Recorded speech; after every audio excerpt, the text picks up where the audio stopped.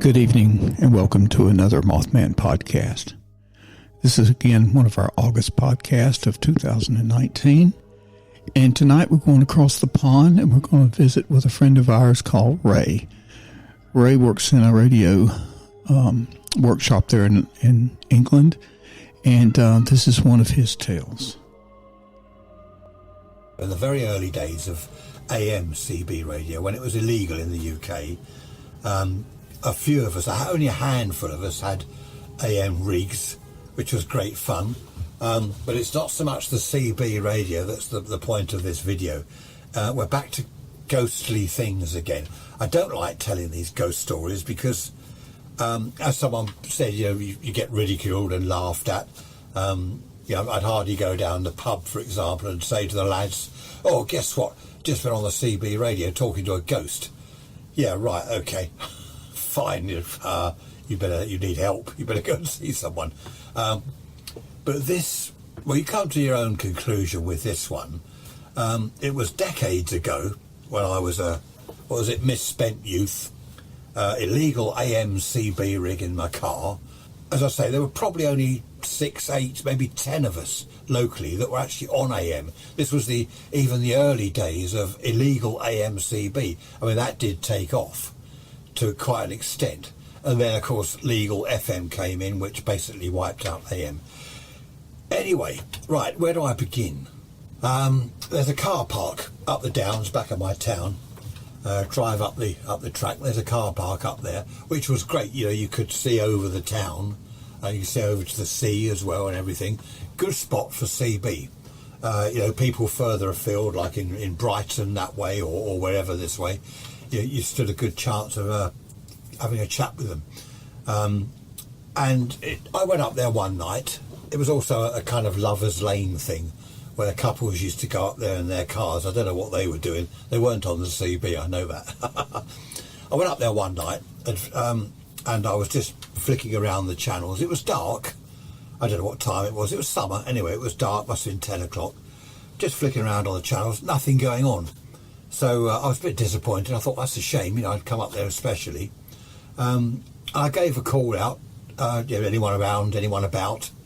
And this female came back and she said, "I'm here." So I thought, oh, this is good, there's someone there. So I said hi, and I said, I'm up the downs. I didn't say exactly where, because you didn't give away your location or your proper, your true name or anything. I don't know, I probably said, "I'm John" or something. "This is John, I'm parked up the downs, where are you?" And she said, "I'm here." So I said, yeah, I thought she'd probably new to CB or something and didn't know how to do it. And I said, "Okay, yeah, that's fine." I said, "You're not very good signal." It was a bit scratchy, a bit weak and fading in and out, crackly, I said, "But I can hear you." So I said, "Whereabouts are you?" And she said, "I'm here." So I said, "Yeah, but I know you're on the radio, but where exactly, are you, in which town are you in?" And she just said, "Here." So I thought, oh, this is, this is a waste of time. I just said, "Oh, okay, well, nice to meet you. Perhaps we'll bump into each other again on the radio." And I sort of left it at that and flicked around the channels. And I don't know what channel I was on, but I thought I'd heard someone, so I called, and she said, "I'm here." So I thought, this is weird. She's on this channel now. Crazy. Anyway, I just thought, oh, I'll ignore her. Perhaps she's talking to someone else. So I went to sort of flick around the channels again, thought I heard someone else, and I called on that, and she said, "I'm here." So I thought this was a bit odd. Wherever I went, whichever channel I was on, she was there. So I answered. I said, "Oh, hello again, it's me." And she said, "Are you there?" I said, "Yes, I'm here." It was all a bit confusing. So what I did was I just, again, I thought I'd give up, flicked around, and she said, "Are you there?" And it's whichever channel I was on, she was there. Whichever channel I was on, she could hear me. So I don't know, I thought there was something wrong with my radio initially. So nothing else happened really, nothing much happened at all. I just went home and I took the radio into my workshop and a signal generator, and I just checked on each channel that the signal generator wasn't whichever channel that was on, if you like, it wasn't all over the place. The radio was fine, it worked perfectly. I also plugged it into my aerial, my aerial at home, and I had a chat to a couple of people on there. I didn't say I'd been up the Downs. I just had a chat and I said, is the radio working right? Can we change channel? And it was fine. Next time I went up there, about the same sort of time, it was dark. I was hoping to have a chat with some people, see how far I could get, basically, because that was always the interesting thing in those days. And the same thing happened. Are you there? There's this voice, are you there? And I thought, here we go again. I said, hello, yes, it's John again, or whatever name I used. It's Fred, it's George. Hello, how are you? And she said, I'm here. Yeah, are you there? I'm here. I said, but where are you exactly? I said, we had all this the other day. Where are you? Can you tell me where you are? What's your name? And she just said, here. That's all she said, here. I thought, this is ridiculous. I did have a chat to a couple of other people this time while I was up there. There was no one else in the car park, no other cars. It was just me up there. I had a chat briefly to a couple of other people.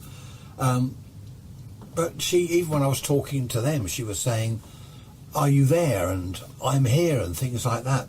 Anyway, I eventually thought, I'm not doing this again. She's balmy. I wondered whether it was one of my friends, perhaps got his girlfriend or something, or wife or whatever, to go on the radio and muck about, knowing I was up there. I hadn't had any reason to think of ghosts or supernatural goings on or anything like that. I hadn't thought of that at all. It didn't even occur to me. I just thought it was some silly girl on the radio mucking about or having a laugh or whatever, or just confused. Third time I went up there was totally different. The same thing happened. But this time, I don't know why, I just felt, what it was, she said, I'm here, are you there, and all this. And then she said, see me. So I said, see you where? Well, I thought she wanted me to meet her somewhere. It was at that point, I don't know why, I just felt a little bit, I don't like this. I can't explain why, I just didn't like it. There was something strange about it. So I said, okay, where are you? Where do you want to meet? I'll drive there and I'll meet you.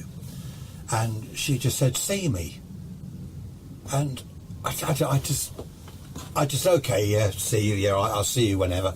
And she just said again, see me. And I just thought, I've had enough of this. I was parked, I started the engine, put the headlights on, I reversed, and as I turned round like this, the entrance and exit was over there, went like that, my headlamps shone in the trees as I was turning round, and I was just looking into the trees, and I stamped on the brake and stopped. About 50 feet into the trees, there was someone in there. About 50 feet away, in my headlamps. I could just make out someone in there. And she said, see me, on the radio. Of course, then my hairs were standing up the back of my neck, and I really was, I was scared. I didn't like that at all. That was horrible. I just looked, and it was a girl.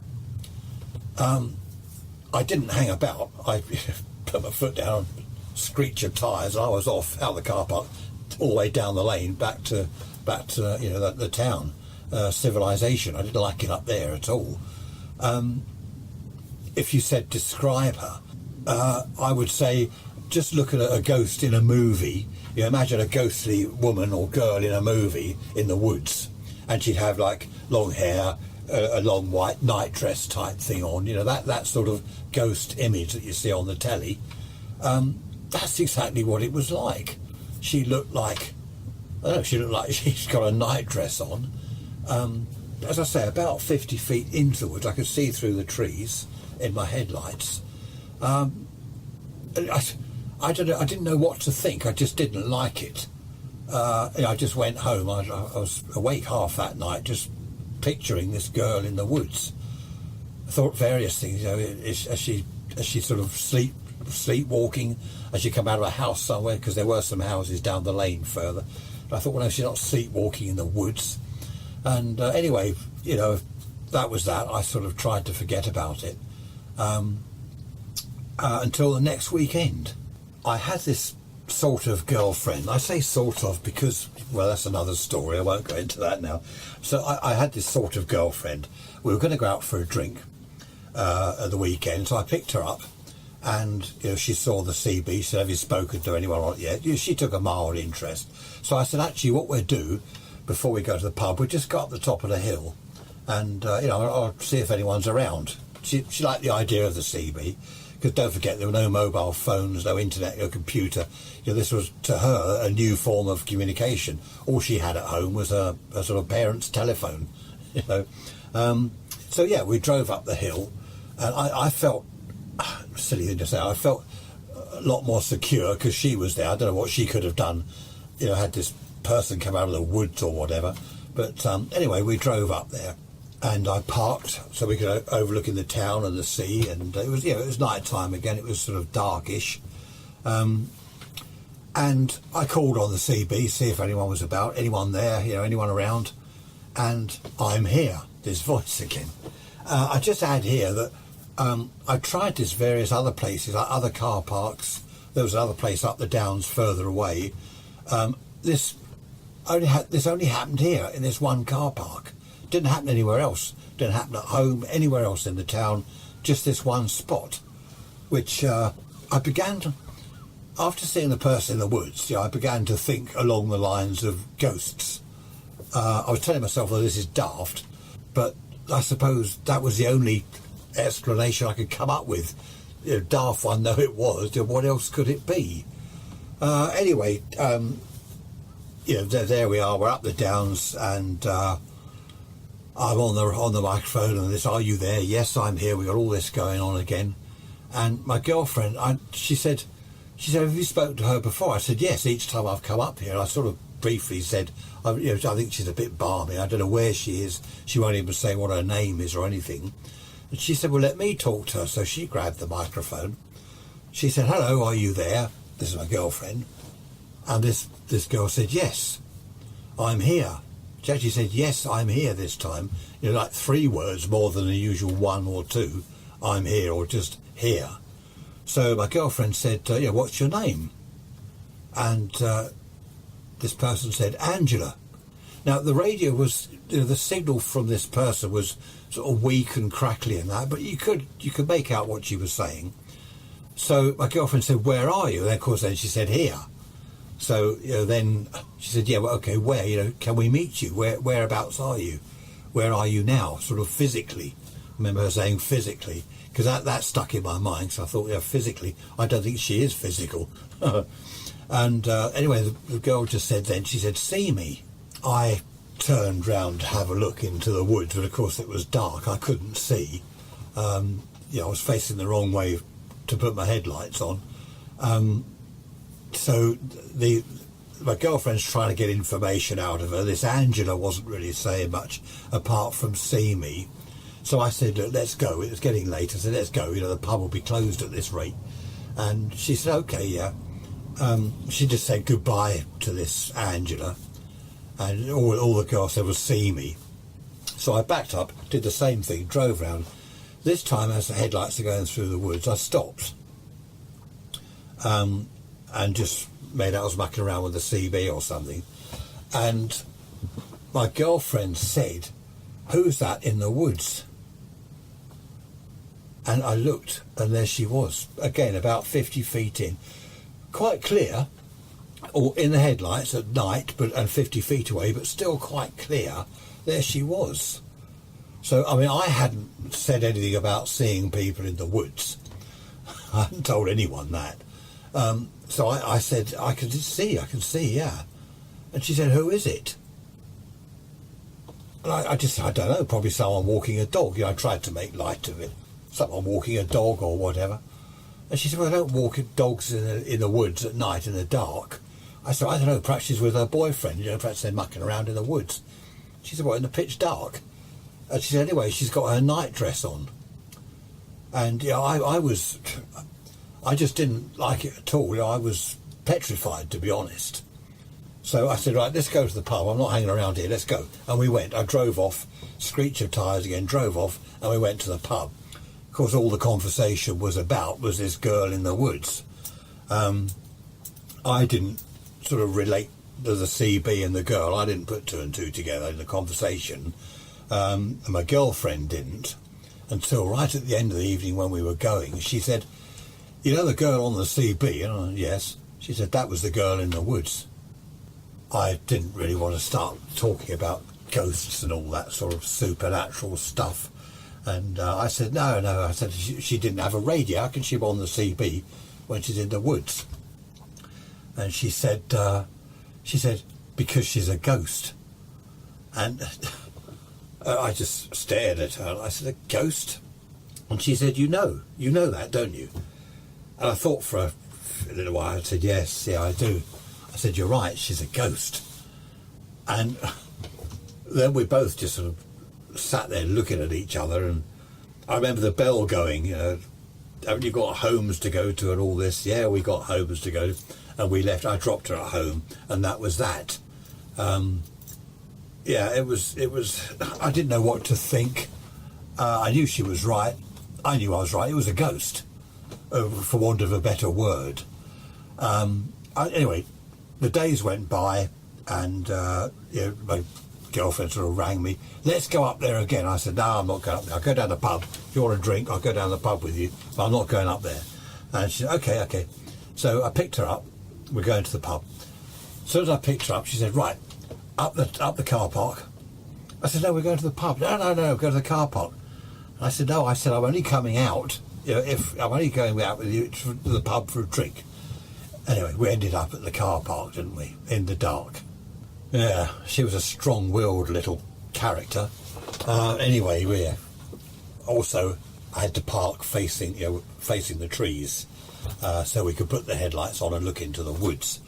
Before I had a chance to pick up the microphone, she'd grabbed it, and she's on the radio saying, "Angela, can you hear me? Hello, Angela, are you there?" And all this. And I did like this. I said, "I'm not doing this, I want to go." And, I was saying, "No, leave it, let's go to the pub." And she put the microphone down, got out of the car, and went and stood looking into the woods. And on the radio, there's this, "Angela, see me." And, I didn't have the headlights on. She's shouting, "But put lights on, lights." I put the lights on. I could see the back of her standing there. I couldn't see past her into the woods. Well, I could be either side, but I couldn't actually see whether the girl was there or not. I'm sitting in the car.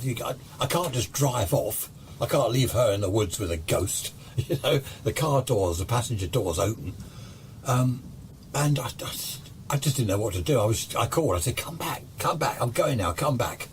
And I started the engine, and she still didn't come back. She's just staring into the woods.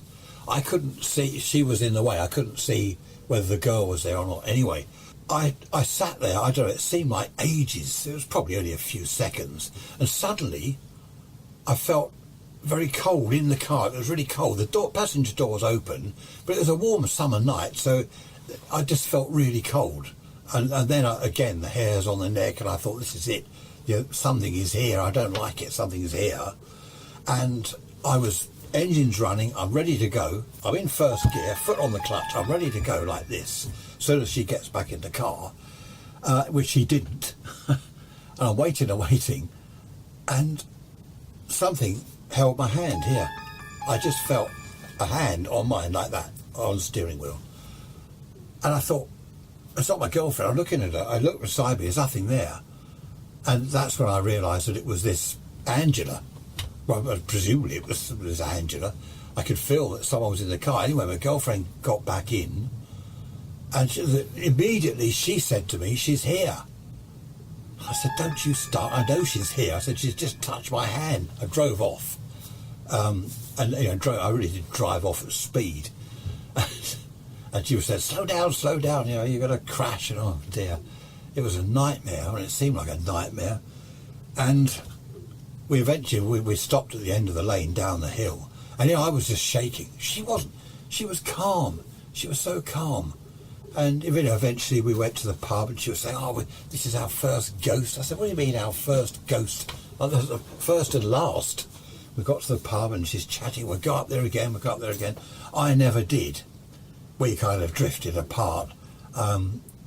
She did say, "Oh, I'll go on my own if you're not going. I'll get someone else to take me up there." She didn't have a car, couldn't drive. And we sort of drifted apart, and that was that. I say we drifted apart. I don't think I saw her again after that night. I assumed that she'd found someone else to take her up the hill, and she was only my sort of girlfriend anyway. It was a weird experience, the whole thing. Many years later, I bumped into her in town. We had a chat. Oh, how are you? Blah blah blah. And then she said, "Have you been back to the car park?" And I said, "No, I haven't." I said, "Did you go back?" And she said, "No, she hadn't been back." And we had a coffee downtown, because a lot to chat about. It had been many years since we'd seen each other. She said, "Should we go back to the car park?" And I said, "You must be mad. No, we're not." And she really did want to go back. And I said, "No." I was tempted. I was tempted, but I thought, no, let's just leave it. Whatever it is up there, let's leave it. Let sleeping dogs lie, as they say. Let Angela lie, whoever she is.